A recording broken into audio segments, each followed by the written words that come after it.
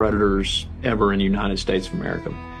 And they asked him, they said, what made you target or what made you go after a specific child? He went after boys, girls, black, white, Hispanic. It didn't really matter. He went after them all. There wasn't a specific demographic he focused on. And the most amazing thing he said, I looked at the father. And if the father wasn't a threat, I would go after that child. That blew me away. He didn't even look at the mother. He looked at the father, and if the father wasn't a threat, so I've started telling you, hey, be a threat. That's a good thing if you're a dad. That particular statement is quite obviously part of the more personal side of things, but the applicability is more at an organizational level of things, business and trusts and things of that nature. And from a long historical perspective with Brian, especially when Brian refers to hostile takeovers in 2006, 2010, there's even in the joke that the big one of the jokes that Brian was stating with regards to like Sabrina Cardone, using like Sabrina Cardone and Kai Trump as examples, like don't count your money till it's in type thing. What is it with you and people's firstborns? Well, Brian's sister Elizabeth Wishaw was after Brian's father was murdered. Elizabeth Wishaw was appointed trustee, and they within just a very short period of time, via proxy parties, manipulated her to screw Brian more or less. So, in other words, they targeted the firstborn, okay? Because Brian and her are the second gen. Technically, there's of the family. There's actually Brian has 3 sisters, but only 2 are half sisters. He has 1 biological sister. That biological sister was anyways. They targeted the firstborn, and that's what I'm going at. But so I've been there, done that with regards to predator. What I'm getting at here is that predators are opportunistic people. Okay, obviously. Okay, in terms of how you manage and deal with it, there's 2 types of philosophies on how you manage that. One is there's, like I said, 2 major types. One is the ultra militaristic method, meaning you are super alpha, you're turned on all fucking day. There's a reason we have big warships and missiles and fucking all kinds of shit. Okay, that's the one approach. The other approach is which is what Brian grew up with. It's referred to as the baited approach. And that approach, it's kind of super. It is a slightly beta version, but let me put this up here. It is a slightly beta version, but it works, and it works for a reason. And the danger, the downside dangerous aspect to that is basically what happened to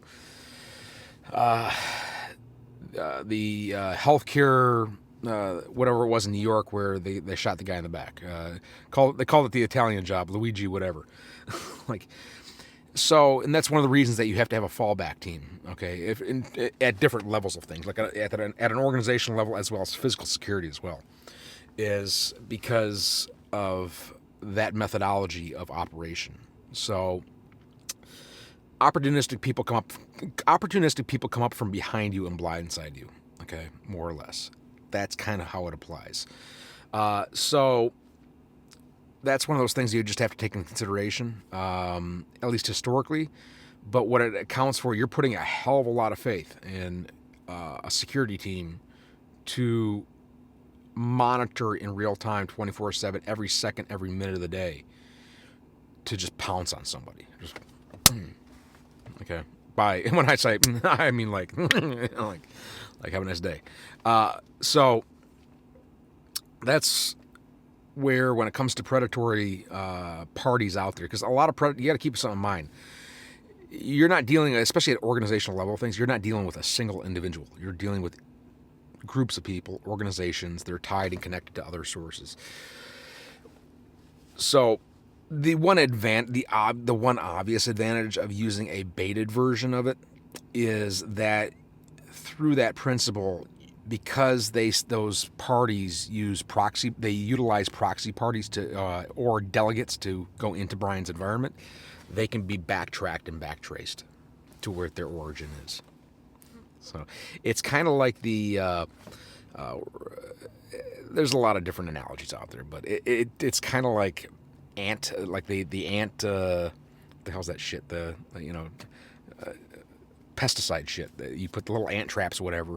Okay, not coincidentally, Walter, when Brian grew up as a kid, the cottage on Harson's Island, Walter wished he used to have a bunch of those things laying around.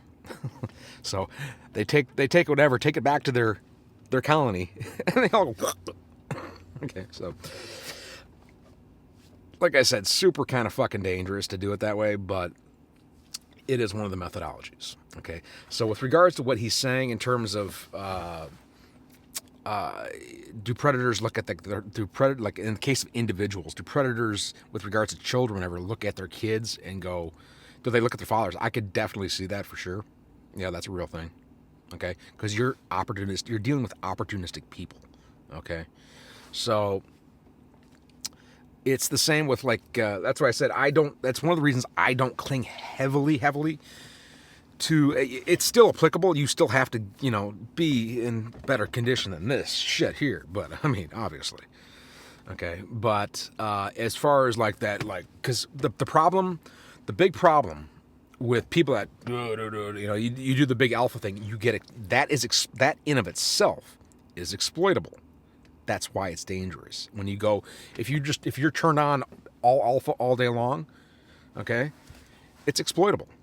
Okay, because they know in the case of Richard Wishaw, whatever, in the case of the going back to that bad joke with regards to how things were carried out, what did they do with Brian? They murdered the primary first, which is Brian's father.